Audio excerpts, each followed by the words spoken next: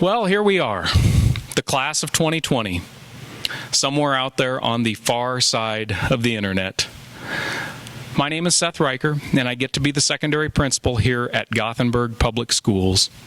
And as many of you know, we spent a lot of time preparing for a traditional outdoor graduation ceremony.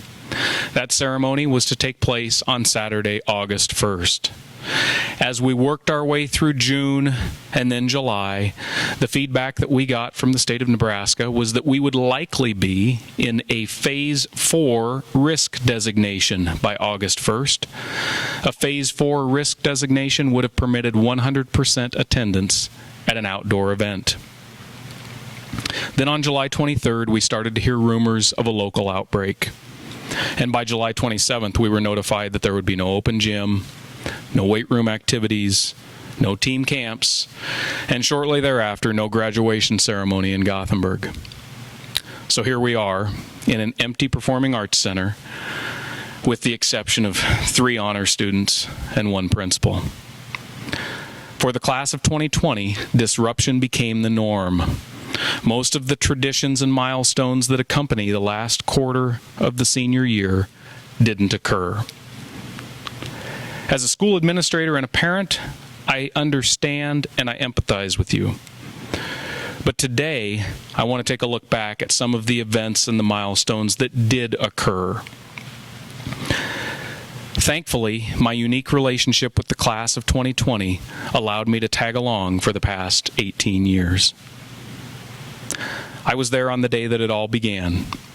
A sunny morning, roughly 100 yards to our south and west, your first day of kindergarten. I can still picture the big smiles. I can see a few tears. Mostly, I sense an air of excitement as I look at a lot of little humans with big backpacks. I remember the hippity hop. For those of you who don't know, the hippity hop is one of our Dudley Elementary track and field events. And for years, we were out on the football field watching little participants on great big bouncy balls race across the field. Picture a bouncy ball with a handle in the middle, a cross between a ball and a bull. When I saw my first blue ribbon for the hippity hop, I made what I thought was a very compelling case to Mr. Reeves to add that to the varsity Dutch Zorn track meet. It never happened, but it would have been epic. I remember when you put on those bubble helmets for flag football. If you haven't seen those, they are the single most ridiculous looking helmet in sports. They look like a diaper wrapped around the forehead of the participant. But on the class of 2020, those bubble helmets looked awesome. On the class of 2020, those bubble helmets spent a lot of time running up and down the field.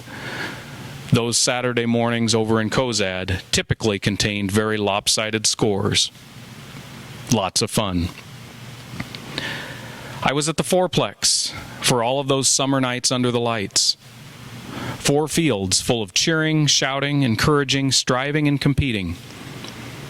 I joked with your classmate Grant Jensen the other day that I probably turned him into the world's only left-handed second baseman.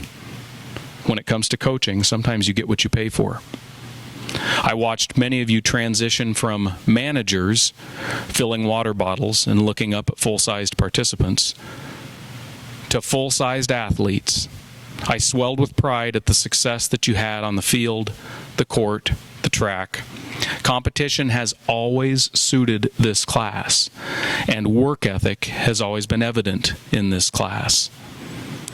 Not only has this group always been quite competitive, you've been very, very successful. Lost in the COVID closure, our boys won the Southwest Conference Cup this past spring, and our girls finished 3rd.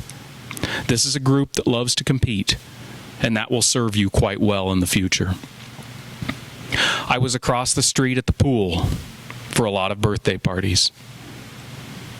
I can still hear the splashing and the laughter, and I can see the cold, smiling, shivering faces as you exited the pool and ran across the concrete to enjoy some cake and open presents. I remember the science fair projects from Mrs. Larson's class. I'm sure you do. I'm sure your parents do as well.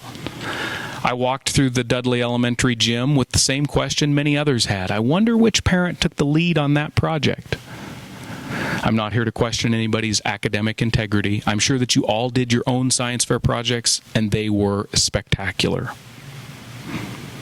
I remember your 7th grade homecoming float, and later I got to be there at your first homecoming dance.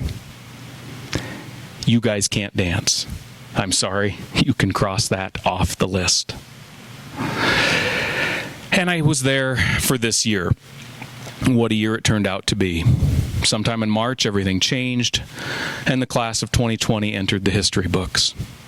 Because rest assured, you guys will be in the history books. In the words printed on the cards that you left all over our school, the class of 2020, the last of a best generation, the seniors of 20 will live on in infamy. Infamy means a bad quality or deed, and quite the contrary. Even the senior prank showed character. I'm a former history teacher, and I'm going to wrap things up with a quote. This is from Calvin Coolidge, our 30th president. Nothing in this world can take the place of persistence. Talent will not. Nothing is more common than unsuccessful men with talent. Genius will not. Unrewarded genius is almost a proverb. Education will not. The world is full of educated derelicts. Persistence and determination alone are omnipotent. The slogan, "Press on," has solved and always will solve the problems of the human race. Class of 2020, press on. Go out into the world and make your mark.